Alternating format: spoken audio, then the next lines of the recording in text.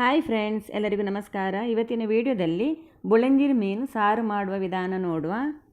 ಈ ಮೀನು ಹೆಚ್ಚೇನು ವಾಸನೆ ಇರುವುದಿಲ್ಲ ಮತ್ತು ಮುಳ್ಳು ಕೂಡ ಕಡಿಮೆ. ಮುಳ್ಳು ಕಡಿಮೆ ಇರುವುದರಿಂದ ಮಕ್ಕಳಿಗೆ ಕೂಡ ಇದನ್ನು ಕೊಡ್ಬೋದು. ಈ ಮೀನು ನಂಜು ಇಲ್ಲ, ಹಾಗಾಗಿ ಇದನ್ನು ಆಪರೇಷನ್ ಆದ ಪೇಷಂಟಿಗೆ ಮತ್ತು ಹೆರಿಗೆ ಆದವರಿಗೆ ಜಾಸ್ತಿ ಈ ಮೀನಿನ ಸಾರು ಮಾಡಿ ಕೊಡ್ತಾರೆ. ಬನ್ನಿ ಇದನ್ನು ಮಾಡುವ ವಿಧಾನ ನೋಡುವ. ಮಸಾಲ ರೆಡಿ ಮಾಡಲಿಕ್ಕೆ ಕಾವಲಿಯನ್ನು ಬಿಸಿಯಾಗಲಿಕ್ಕೆ ಇಟ್ಟಿದ್ದೇನೆ. ಹಾಗೆ ಇದಕ್ಕೆ 1 ಚಮಚದಷ್ಟು ಕೊಬ್ಬರಿ ಎಣ್ಣೆ ಹಾಕಿದ್ದೇನೆ. ಈಗ ಇದಕ್ಕೆ 9 ಬ್ಯಾಡಗಿ ಮೆಣಸು, ಇದನ್ನು ಉದ್ದ ಮೆಣಸು ಕೂಡ ಹೇಳ್ತೇವೆ. ಹಾಗೆ ಇದಕ್ಕೆ ಸ್ವಲ್ಪ ಕರಿಬೇವು ಹಾಕಿ ಇದನ್ನು ಚೆನ್ನಾಗಿ ಫ್ರೈ ಮಾಡಬೇಕು.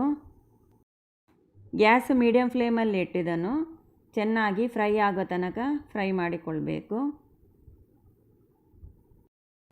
ಈಗ ಇದು ನೋಡಿ, ಮೆಣಸು ಸ್ವಲ್ಪ ಉಬ್ಬಿದೆ ನೋಡಿ, ಇದು ಫ್ರೈ ಆಗಿದೆ.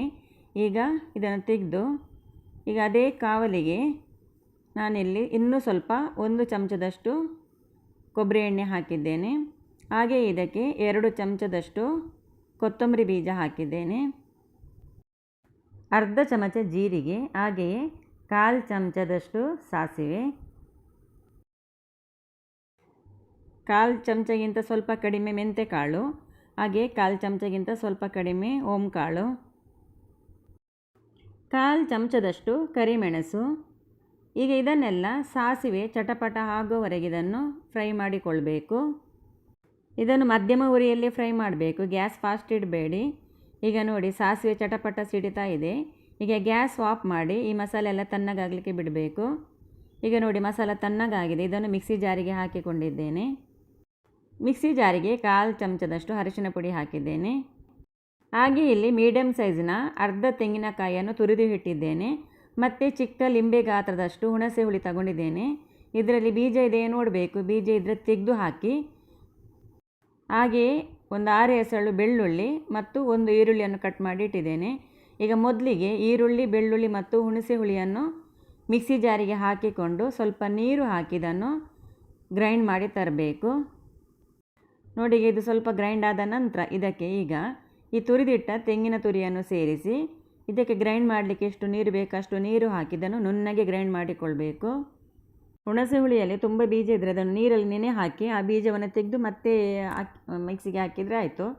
ಒಂದು ಹುಣಸೆ ಹುಳಿದು ಬೀಜ ಸಿಕ್ಕಿದರೂ ಆ ಮಸಾಲೆಯ ಟೇಸ್ಟೇ ಚೇಂಜ್ ಆಗಿ ಬಿಡ್ತದೆ. ಹಾಗಾಗಿ ನೋಡಿ ಹಾಕಿ. ಈಗ ಮಸಾಲೆ ಗ್ರೈಂಡ್ ಮಾಡಿ ಆಗಿದೆ. ಈಗ ಇಲ್ಲಿ ಒಂದು ಪಾತ್ರೆಯನ್ನು ಬಿಸಿಯಾಗಲಿಕ್ಕೆ ಇಟ್ಟಿದ್ದೇನೆ. ಇದಕ್ಕೆ ನಾನಿಲ್ಲಿ 2 ಚಮಚದಷ್ಟು ಕೊಬ್ಬರಿ ಎಣ್ಣೆ ಹಾಕ್ತಾ ಇದ್ದೇನೆ.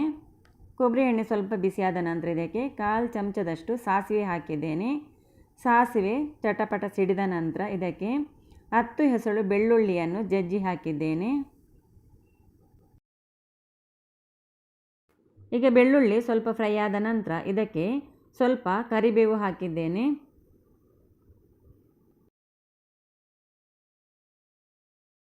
ಈಗ ಬೆಳ್ಳುಳ್ಳಿ ಇಷ್ಟು ಕೆಂಪಾಗಿ ಫ್ರೈ ಆದ ನಂತರ ಇದಕ್ಕೆ ಗ್ರೈಂಡ್ ಮಾಡಿಟ್ಟ ಮಸಾಲೆಯನ್ನು ಹಾಕಿಕೊಳ್ಬೇಕು. ಮಸಾಲೆ ಹಾಕುವಾಗ ಜಾಗ್ರತೆ, ಮೊದಲು ಗ್ಯಾಸನ್ನು ಸ್ಲೋ ಮಾಡಿಕೊಳ್ಳಿ, ಆ ನಂತರ ಮಸಾಲೆ ಹಾಕಿ. ಈಗ ಮಸಾಲೆ ಹಾಕಿದ ನಂತರ ಮಿಕ್ಸಿ ಜಾರಿಗೆ ಸ್ವಲ್ಪ ನೀರು ಹಾಕಿ ಆ ನೀರನ್ನು ಕೂಡ ಹಾಕಿದ್ದೇನೆ. ಈ ಬೊಳಂಜಿರ್ ಮೀನಿನ ಸಾರು ಇಷ್ಟು ದಪ್ಪಗಿದ್ರೆ ಒಳ್ಳೆಯದಾಗೋದಿಲ್ಲ, ಇದು ಇನ್ನೂ ಸ್ವಲ್ಪ ತೆಳ್ಳಗಾಗಬೇಕು. ಹಾಗಾಗಿ ಇದಕ್ಕೆ ನಾನು ಇನ್ನೂ ಸ್ವಲ್ಪ ನೀರು ಹಾಕ್ತಾ ಇದ್ದೇನೆ. ಈಗ ನೋಡಿ, ನಾನು ಇದನ್ನು ಇಷ್ಟು ತೆಳ್ಳಗೆ ಮಾಡಿದ್ದೇನೆ. ಇಷ್ಟು ಬೇಕಿದು, ತುಂಬ ದಪ್ಪ ಆದರೆ ಕೂಡ ಒಳ್ಳೆಯದಾಗೋದಿಲ್ಲ. ಈಗ ಇದಕ್ಕೆ ರುಚಿಗೆ ತಕ್ಕಷ್ಟು ಉಪ್ಪನ್ನು ಹಾಕಿಕೊಳ್ಬೇಕು. ಉಪ್ಪು ಹಾಕಿದ ನಂತರ ಒಂದು ಸಲ ಇದನ್ನು ಮಿಕ್ಸ್ ಮಾಡಿ ಇದನ್ನು ಚೆನ್ನಾಗಿ ಒಂದು ಕುದಿ ಬರಲಿಕ್ಕೆ ಬಿಡಬೇಕು. ಈಗ ನೋಡಿ, ಇದು ಕುದಿ ಬಂದಿದೆ. ಈಗ ಇದಕ್ಕೆ ಉಪ್ಪು ಮತ್ತು ಹುಳಿ ಸರಿಯಾಗಿದೆ ನೋಡಿಕೊಳ್ಬೇಕು. ಒಂದು ಕುದಿ ಬಂದ ನಂತರವೇ ಇದಕ್ಕೆ ಉಪ್ಪು ಹುಳಿ ಕಡಿಮೆ ಇದ್ದರೆ ನಮಗೆ ಸರಿಯಾಗಿ ಗೊತ್ತಾಗೋದು. ಈಗ ಇದಕ್ಕೆ ಸ್ವಲ್ಪ ಹುಳಿ ಕಡಿಮೆ ಇದೆ, ಹಾಗಾಗಿ ಇಲ್ಲಿ ನಾನು ಸ್ವಲ್ಪ ಹುಣಸೆ ಹುಳಿದು ನೀರು ಹಾಕಿದ್ದೇನೆ. ಹಾಗೆಯೇ ಉಪ್ಪು ಕೂಡ ಸ್ವಲ್ಪ ಕಡಿಮೆ ಇದೆ, ಉಪ್ಪು ಕೂಡ ಹಾಕಿದ್ದೇನೆ. ಈಗ ಒಂದು ಸಲ ಚೆನ್ನಾಗಿ ಇದನ್ನು ಮಿಕ್ಸ್ ಮಾಡಿ ಸ್ವಲ್ಪ ಕುದಿಲಿಕ್ಕೆ ಬಿಡಿ.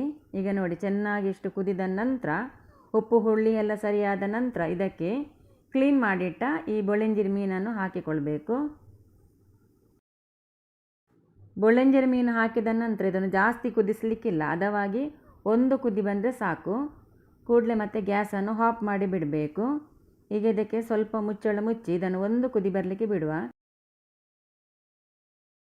ಈಗ ಇದಕ್ಕೆ ಮುಚ್ಚಳ ಮುಚ್ಚಿಟ್ಟು 1 ನಿಮಿಷ ಆಗಿದೆ. 1 ನಿಮಿಷದ ನಂತರ ಮುಚ್ಚಳ ತೆಗೆದು ನೋಡುವ.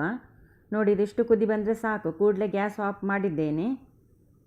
ಗ್ಯಾಸ್ ಆಫ್ ಮಾಡಿದ ನಂತರ ಈಗ ಇದಕ್ಕೆ ಮುಚ್ಚಳ ಮುಚ್ಚಿ 1-2 ನಿಮಿಷ ಹಾಗೆ ಬಿಡಬೇಕು. ಮೀನು ಅದರಲ್ಲಿ ಬೇಯ್ತದೆ, ಸಾಕಾಗ್ತದೆ. ನೋಡಿ ಈಗ ಗ್ಯಾಸ್ ಆಫ್ ಮಾಡಿ 2 ನಿಮಿಷದ ನಂತರ ಮುಚ್ಚಳ ತೆಗೆದಿದ್ದೇನೆ. ನೋಡಿ ಮೀನು ಸಾರು ರೆಡಿಯಾಗಿದೆ. ಇದನ್ನು ಜಾಸ್ತಿ ಕುದಿಸಿದರೆ ಮತ್ತೆ ಮೀನೇ ತಿನ್ನಲಿಕ್ಕೆ ಸಿಗುವುದಿಲ್ಲ, ಎಲ್ಲ ಪುಡಿಯಾಗಿ ಬಿಡ್ತದೆ. ಈ ಮೀನನ್ನು ಬಡಿಸುವಾಗ ನಿಧಾನಕ್ಕೆ ಮೆಲ್ಲನೆ ತೆಗೆದು ಬಡಿಸಬೇಕು, ಇಲ್ಲದ್ರೆ ಇದು ಪುಡಿಯಾಗುವುದೇ ಜಾಸ್ತಿ. ಹಾಗೆಯೇ ಇವತ್ತಿನ ಈ ರೆಸಿಪಿ ತಮಗೆ ಇಷ್ಟವಾದಲ್ಲಿ ಪ್ಲೀಸ್ ನನ್ನ ಚಾನಲನ್ನು ಸಬ್ಸ್ಕ್ರೈಬ್ ಮಾಡಲಿಕ್ಕೆ ಮಾತ್ರ ಮರಿಬೇಡಿ. ಹಾಗೆಯೇ ನಿಮಗೆ ಈ ರೆಸಿಪಿ ಇಷ್ಟ ಆದರೆ ಲೈಕ್ ಮಾಡಿ, ಫ್ರೆಂಡ್ಸ್ ಫ್ಯಾಮಿಲಿ ಜೊತೆ ಇದನ್ನು ಶೇರ್ ಮಾಡಿ. ಈ ವಿಡಿಯೋ ನೋಡಿದ್ದಕ್ಕಾಗಿ ತಮಗೆಲ್ಲರಿಗೂ ಧನ್ಯವಾದಗಳು.